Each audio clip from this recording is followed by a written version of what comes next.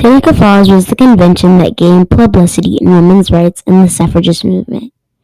There, of course, was movement for women's rights before this event, but this was when protesting and enabling free speech really shot off for the suffragists. If we didn't have the Seneca Falls Convention, we wouldn't have the rights we have today for women of all colors. For many years, women were told to be seen, not heard, and we would no longer stand for it. The women's rights movement was a long-time activist group. They fought for many things, such as women's marriage rights, women's motherhood rights, women's political rights, more specifically, women's voting rights, which was the thing they are most known for accomplishing. The focus of this presentation is the convention that started it all. They created a movement led by 5 strong women, which will be elaborated on later, that lasted from July 19, 1848 to July 20th, 1848.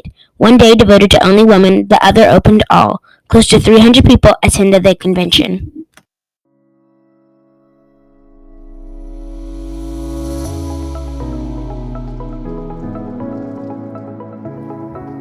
Elizabeth Cady Stanton, the most involved of the women in organizing the convention, she studied at Troy Female Seminary, working on women's property rights reform in the early 1840s.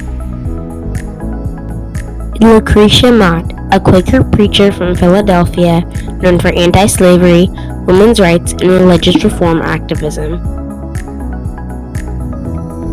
Mary Mcclintock. In 1833, her and Mott organized a Philadelphia Female Anti-Slavery Society. At Seneca Falls, Mary was appointed secretary. Martha Coffin Wright, Mott's sister, lifelong women's rights activist, and abolitionist, known for running a station on the Underground Railroad from her home. Jane Hunt, Quaker activist, member of the Mcclintock's extended family through marriage.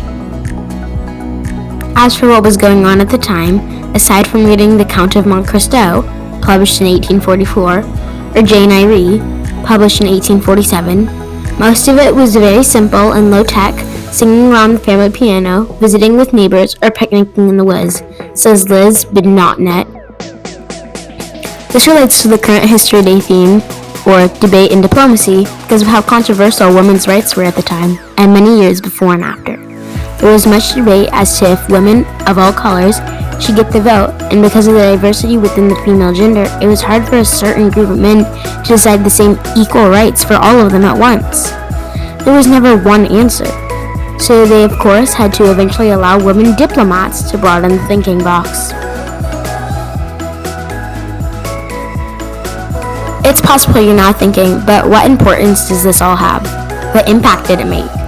You see, many women were starting to be seen as individuals, not necessarily equals, but individuals, which later helped them gain the vote in various common-day rights. Many households drastically changed as the suffragist movement went on. More commonly than not, the fact was weaponized against women, saying they were never home and that men were becoming more feminized as they, quote-unquote, take the place of a mother. They were making it as if women were looking for men to become the discriminant rather than an equal society in which no one is discriminated against.